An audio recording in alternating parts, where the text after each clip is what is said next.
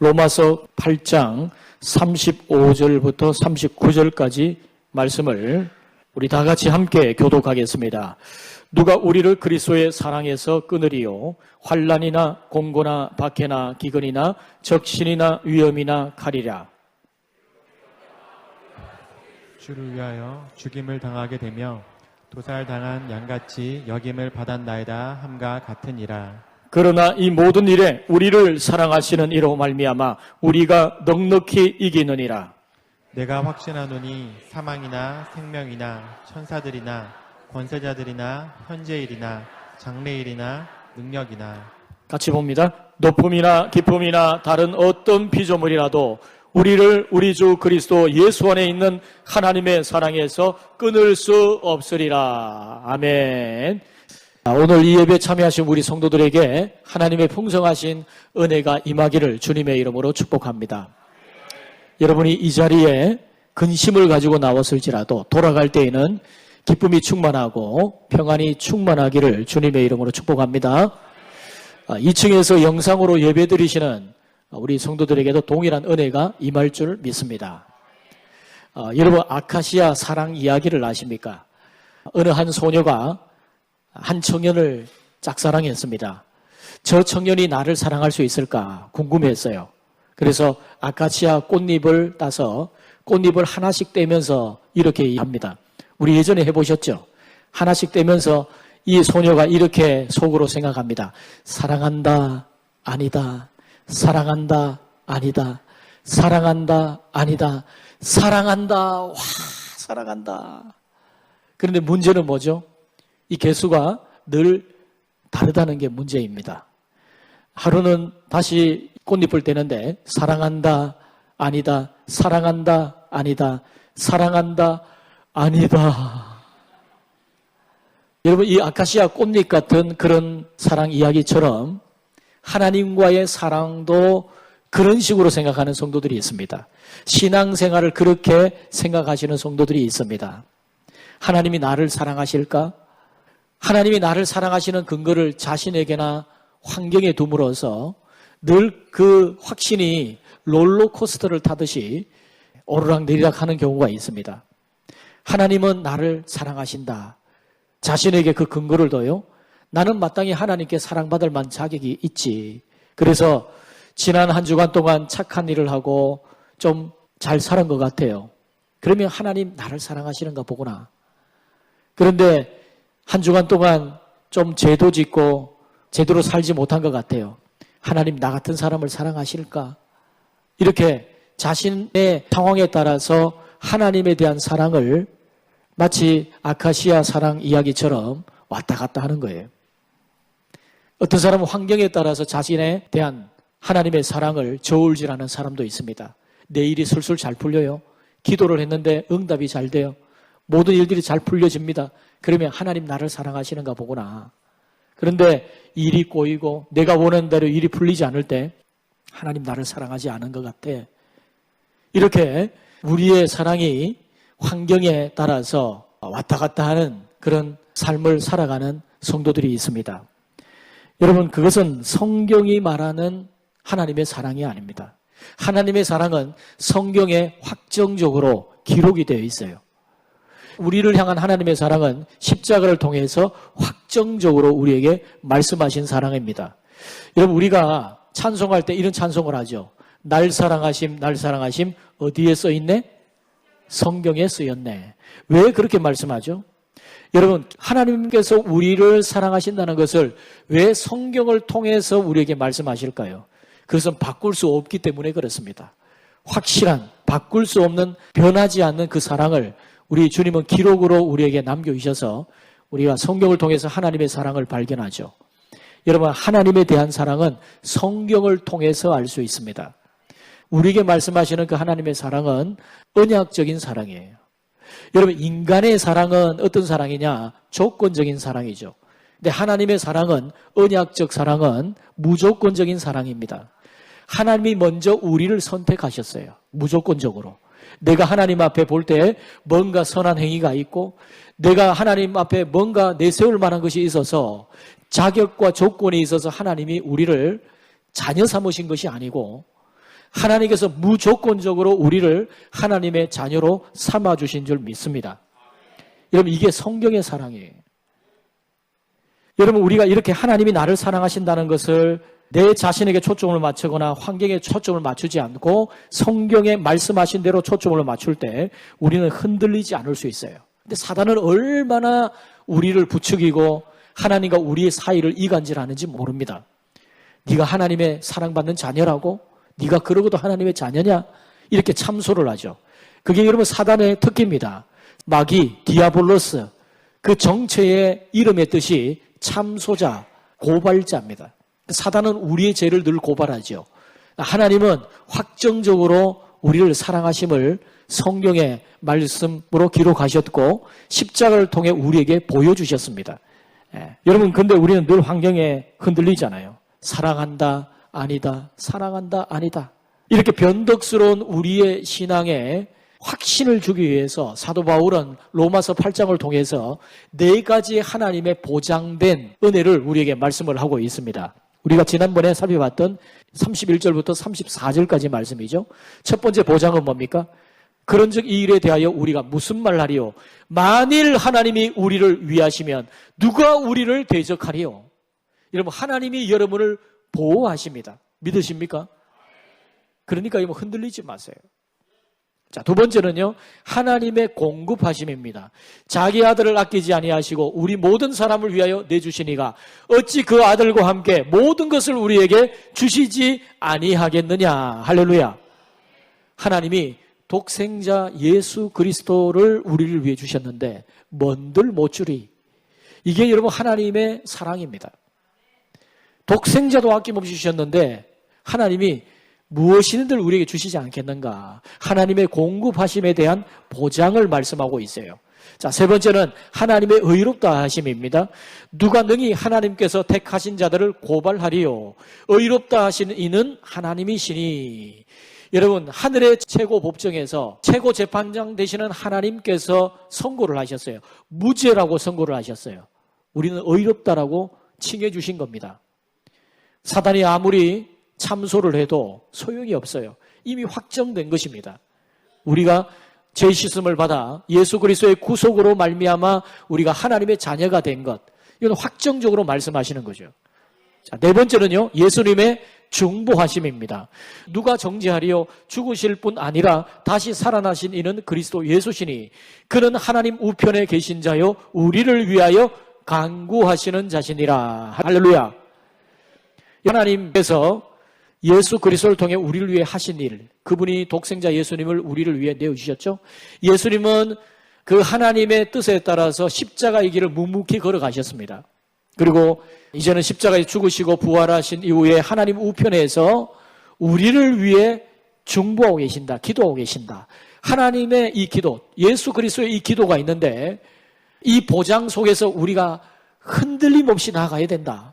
바울이 우리에게 말씀하고 있습니다. 또 하나, 오늘 우리가 이제 로마서 8장의 마지막 결론 부분을 보는데 로마서 8장 35절부터 39절에는 또 한 가지의 하나님의 보장을 말씀합니다.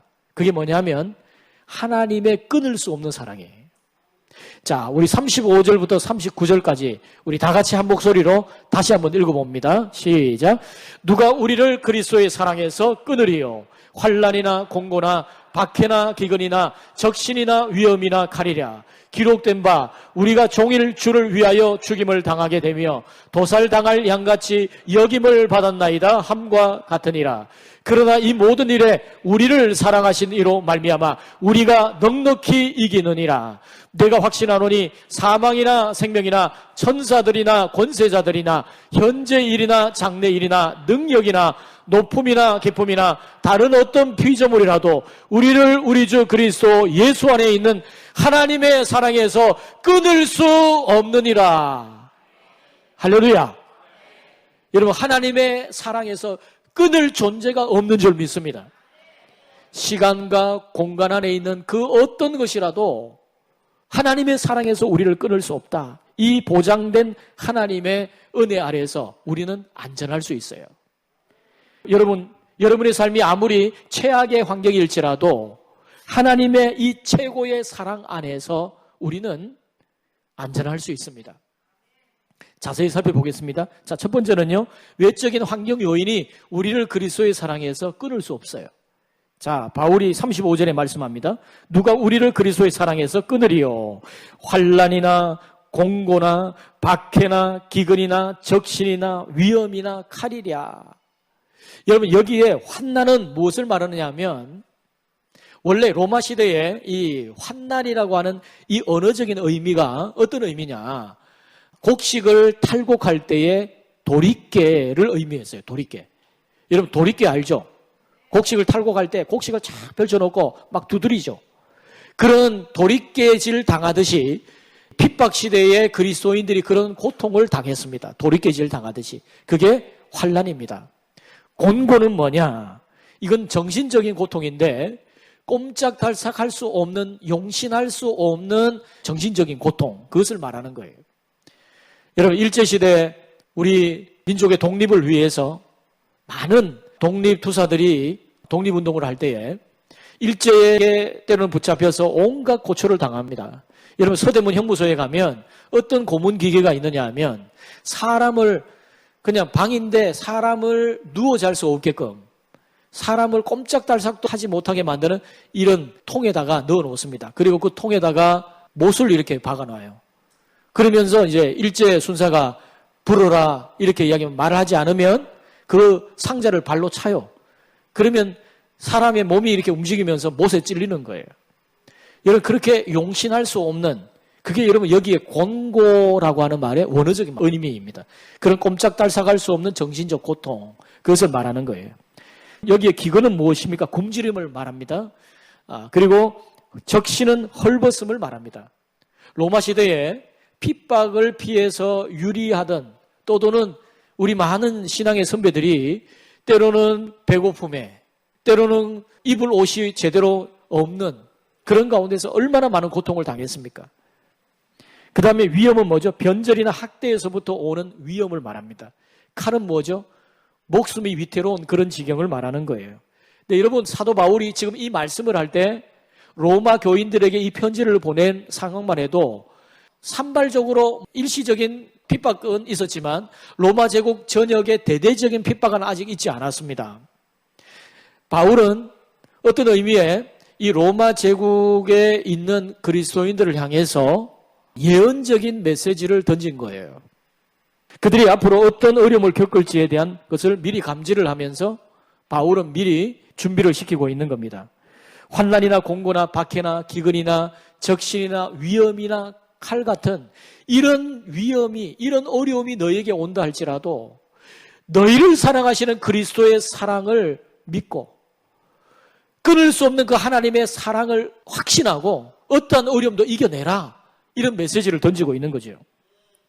여러분, 이런 예언적인 글을 읽었던 이 로마 성도들은 그로부터 약 7년 뒤에 그 바울의 예언적인 실체가 무엇인지에 대해서 직접 맞닥뜨리게 되는 현실을 당하게 됩니다. AD 64년 7월 19일, 그날에 무슨 일이 일어났는가? 로마의 대화재 사건이 일어났어요. 로마가 전체가 14구역으로 되어 있는데 10개 구역이 불로 탔습니다.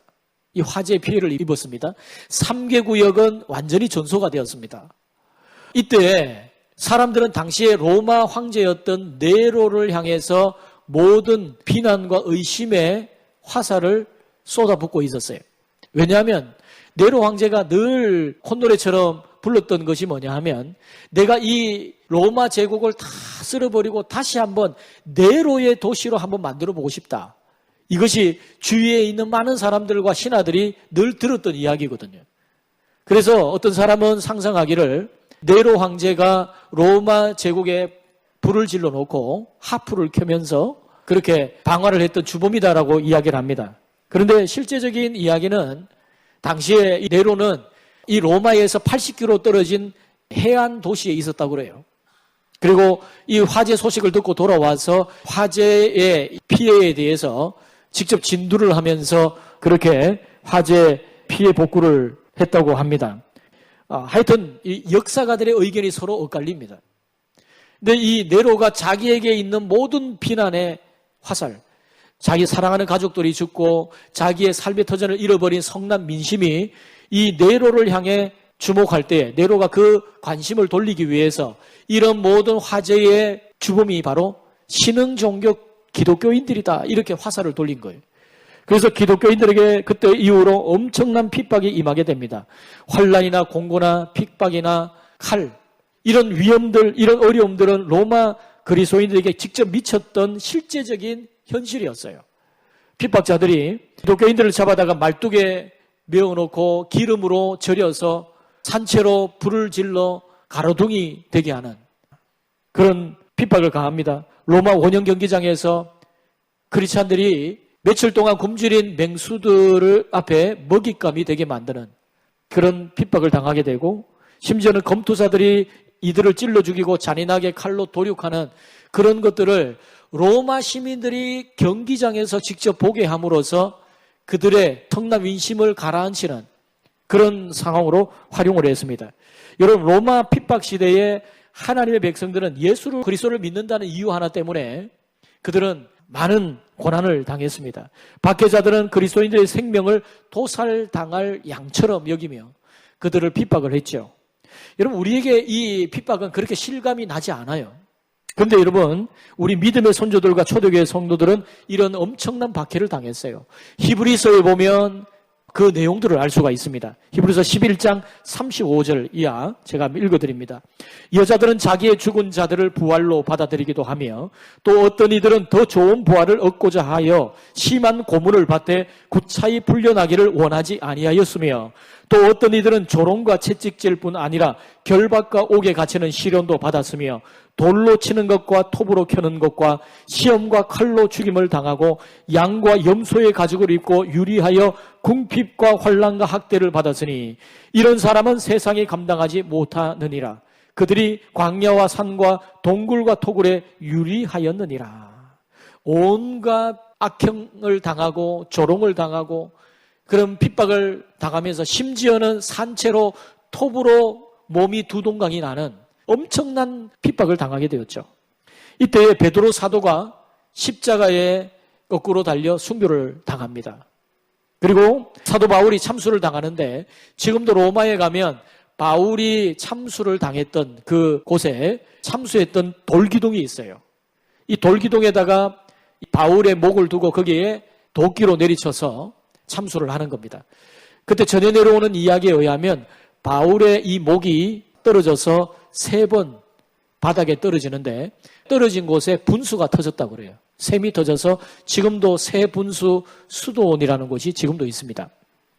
여러분, 이것은 우리에게도 예언적이에요. 왜냐하면 여러분 잘 보세요. 성경은 한 번도 우리 그리스도인들에게 예수 잘 믿으면 환난이나 고난이 면제될 것이다 이렇게 말씀하고 있지 않습니다. 여러분, 예수 믿는 사람이 환난이 면제되고 오던 고난도 피해가고 그렇습니까? 예수 믿는 사람들은 모든 어려움과 실패와 또 좌절과 고통 속에서 자유롭게 될 것이다. 성경은 절대로 그렇게 말씀하신 적이 없어요. 여러분, 주님을 가장 사랑했던 사도 바울이 어떤 고난을 당했는지 우리 잘 알지 않습니까? 주기철 목사님, 손양호 목사님이 어떤 순교를 당했는지 우리는 알고 있지 않습니까?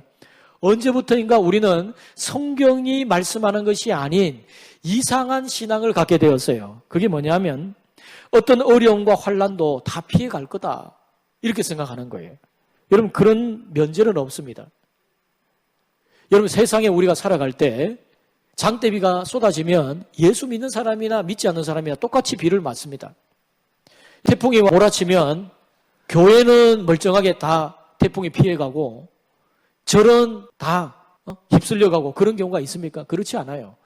태풍이 오면 똑같이 교회든지 절이든지 피해를 입는 겁니다. 성경이 우리에게 말씀하고 있는 것은 고난에 대한 면제, 환난에 대한 면제가 아니라 환난과 고난에 대한 승리를 약속하고 있어요. 세상에서는 너희가 환난을 당하나 담대하라, 내가 세상을 이기었노라 말씀하십니다. 요한일서 5장 4절에 이렇게 말씀합니다. 무릇 하나님께로부터 난 자마다 세상을 이기느니라. 세상을 이기는 승리는 이것이니 우리의 믿음이니라. 이런 믿음으로 승리할 것을 약속하고 있어요. 예. 여러분, 우리에게 주어진 특권은 면제가 아니라 승리입니다. 승리. 그런 어떤 어려움 속에 우리가 다다를 때에 하나님이 우리에게 주신 끊을 수 없는 하나님의 사랑 굳게 붙들고 승리하시기를 주님의 이름으로 축복합니다. 두 번째로 우리의 생존을 위협하는 어떠한 시험이나 사건도 우리를 그리스도의 사랑에서 끊을 수 없다고 말씀합니다. 자, 36절 우리 같이 한번 읽어봅니다. 같이 읽습니다. 기록된 바 우리가 종일 주를 위하여 죽임을 당하게 되며 도살당할 양같이 여김을 받았나이다 함과 같으니라. 아멘. 여러분 여기에 우리 그리스도인들을 뭐라고 말하죠? 도살당할 양같이 여김을 받았다 이렇게 말씀합니다. 여러분 도살당할 양이 얼마나 순순한지 얼마나 순한지 모릅니다. 여러분 이사야 53장에 보면 우리 예수님을 마치 고난당할 어린 양처럼 비유를 하지 않습니까? 털 깎는 자 앞에서 잠잠한 양처럼 아주 순순하게 털이 깎이고 제물이 되는 그런 양으로 묘사를 하죠. 여러분 양이 그렇습니다. 실제로 보면 양이 성전에서 제사장이 제사를 드릴 때 양을 잡습니다. 도살을 합니다. 그럴 때에 양의 목에 대동맥을 끊는데요. 양이 찍소리도 하지 않고 죽어요. 근데 반대로 여러분 돼지는 잡을 때 엄청 시끄럽습니다. 여러분 제가 군대 생활을 할 때 가끔씩 이제 부대에서 회식을 합니다. 그러면 돼지를 도살하는 전문 공업만 담당하는 병사가 또 있어요. 그러면 그 병사에게 돼지를 잡고 도살을 하고 다 하고 나서는 휴가증을 써서 휴가를 보내더라고요. 왜냐하니까 그게 보통 일이 아니에요. 하루 종일 이렇게 고생을 하는데 돼지를 잡는데요. 그 계곡에 물이 잘 흐르는데 거기서 돼지를 잡는데 살아있는 돼지를 사오는 겁니다. 그래서 마을에서 돼지를 잡아요. 근데 돼지 먹다는 소리가 온 그 계곡에 부대 전체에 납니다. 근데 여러분 양은 그러지 않아요. 양은 굉장히 잠잠하게 죽임을 당합니다. 찍소리하지 않고. 어떤 의미에서는 그렇게 무기력해 보이는 그 그리스도인들이 이 양과 같죠. 근데 여러분 반면 이 그리스도인들을 핍박하는 핍박자들은요 마치 사나운 맹수처럼 달려듭니다. 로마 제국이 이제 네로 황제 이후에 엄청난 핍박에 있어서 그리스도인들이 이제 핍박을 당하는데 네로 황제, 도미티아누스 황제, 이 로마 제국의 10명의 황제 시대에 걸쳐서 엄청난 핍박이 교회에 임하였습니다. 교회 공동체를 없애버리려고 로마 제국이 그렇게 맹수처럼 달려들었지만 그 순한 양 같은 그 그리스도인 공동체가 결국에는 복음으로 로마 제국을 전복시킵니다. 로마 제국은 결국 기독교를 국교로 받아들이고 예수를 믿는 나라가 되죠.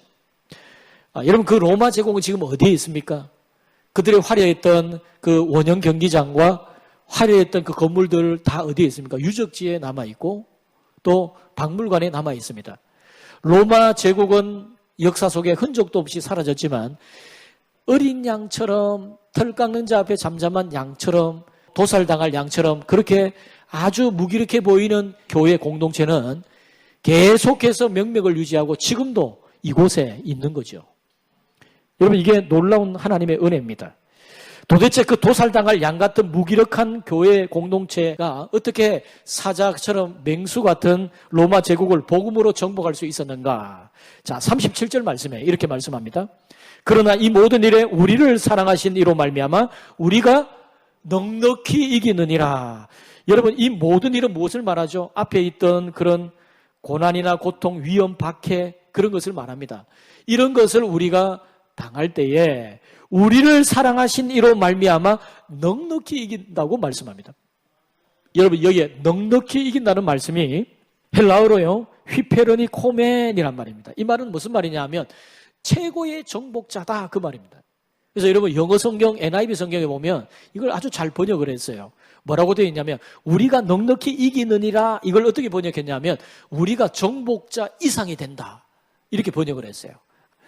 여러분 우리가 가까스로 승리할 정도가 아니라 이제 환난이 지나갔구나 안도하는 그 정도가 아니라 넉넉히 이기느니라.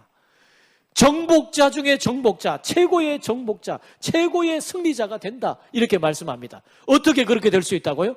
끊을 수 없는 하나님의 사랑 때문에 그렇게 될 수 있는 줄 믿습니다. 자, 세 번째로요. 영적인 존재들의 능력이 우리를 그리스도의 사랑에서 끊을 수 없습니다. 자, 38절에 내가 확신하노니 사망이나 생명이나 천사들이나 권세자들이나, 바울이 여기서 다시 확신을 가지고 네 가지 위협적인 대상을 이야기를 하죠. 여기에 나오는 사망은 육신적인 죽음을 말하는 거예요. 생명은 뭡니까? 이 땅에서 육신적인 삶이지만 우리에게 위협이 됩니다. 내가 이 땅을 살아있는 동안에 얼마나 많은 위험이 있습니까? 그리고 권세자들은 악한 영을 말하는 타락한 천사, 사단 마귀를 말하는 것이고, 여기에 천사는 거룩한 천사, 선한 천사들을 말하는 거예요. 우리가 생각할 때 어떻게 선한 천사, 거룩한 천사가 우리를 위협할 존재가 되는가, 이런 생각을 하지만 바울이 여기서 말씀하고 있는 의도는 뭐냐? 어떤 초자연적인 피조물이라 할지라도 그것이 천사든 악령이든 상관없이 우리를 그리스도의 사랑에서 끊을 수 없다, 이것을 강조하고 있어요. 자, 네 번째는 시간적인 극한 상황들이 우리를 그리스도의 사랑에서 끊을 수 없어요. 현재 일, 그리고 장래 일. 현재 알려진 일이나 알려지지 않는 다가올 시간 속에 있는 어떤 것들도 우리를 그리스도의 사랑에서 끊을 수 없다. 마지막 다섯 번째로 초자연적인 능력의 사건이 우리를 그리스도의 사랑에서 끊을 수 없다. 능력이나 높음이나 기쁨이나 다른 어떤 피조물이라도 우리를 우리 주 그리스도 예수 안에 있는 하나님의 사랑에서 끊을 수 없으리라. 여러분, 여기에 능력은 뭐죠? 우주에 있는 세력들, 인간의 권세자들, 그런 엄청난 세상의 권세들을 말하는 거예요. 높음이나 기쁨은 뭐죠? 하늘 가장 높은 곳에서부터 깊음, 바다 가장 깊은 곳까지 그 어떤 피조 세계에 있는 모든 것들도 다 포함되는 겁니다. 그래서 바울이 뭐라고 말하죠? 어떤 피조물이라도 우리를 그리스도의 사랑에서 끊을 수 없느니라, 이렇게 말씀합니다. 여러분, 공간 속에, 시간 속에 있는 그 어떤 것도 우리를 그리스도의 사랑에서 끊을 수 없어요. 여러분 가운데 혹시 여전히 아카시아 사랑 같은 그런 사랑으로 하나님과의 사랑의 관계를 생각하시는 분이 있습니까? 사랑한다, 아니다. 사랑한다, 아니다. 하루에도 몇백 번씩 천당과 지옥을 오고 가는 그런 삶을 살아가고 있지는 않습니까? 여러분, 이제는 달라지셔야 돼요. 나를 사랑하시는 것은 성경에 기록되었습니다. 하나님이 확증하셨습니다. 다른 어떤 것도 그리스도의 사랑에서 우리를 끊을 수 없느니라. 오늘 이 확신 가운데 굳건히 서시고 이 말씀에 여러분 믿음을 굳게 동여매시고 흔들림이 없고 안전함 가운데 자신감을 가지고 당당하게 살아갈 수 있는 우리 모든 성도들이 되시기를 주님의 이름으로 축원드립니다. 여러분, 이 시간 우리 말씀 생각하면서 함께 찬양하십시다.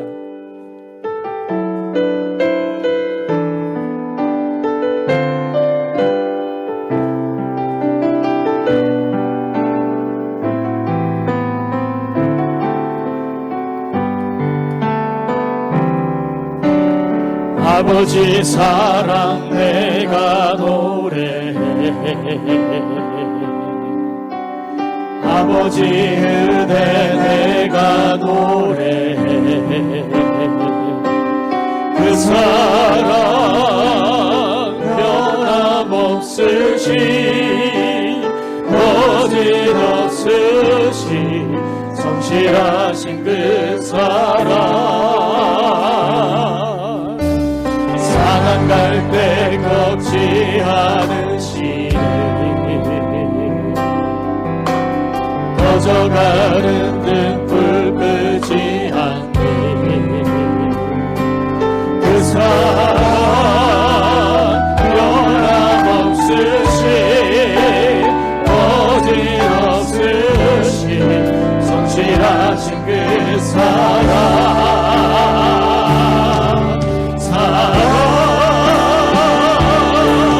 그 사랑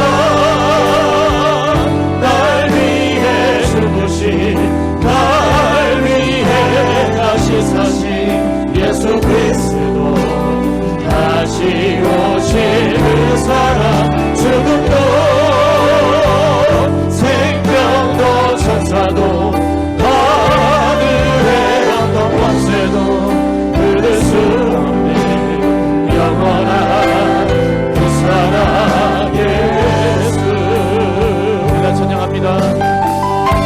사랑 내가 노래해 아버지 사랑 내가 노래해 아버지 은혜 내가 노래해 아버지 은혜 내가 노래해 그 사랑 변함없으신 사랑 변함없으신 거짓없으신 성실하신 그 사랑 성실하신 그 사랑 상한 갈 때 꺾지 않으시는 꺼져가는 등불 끄지 않는 꺼져가는 등불 끄지 않는 그 사랑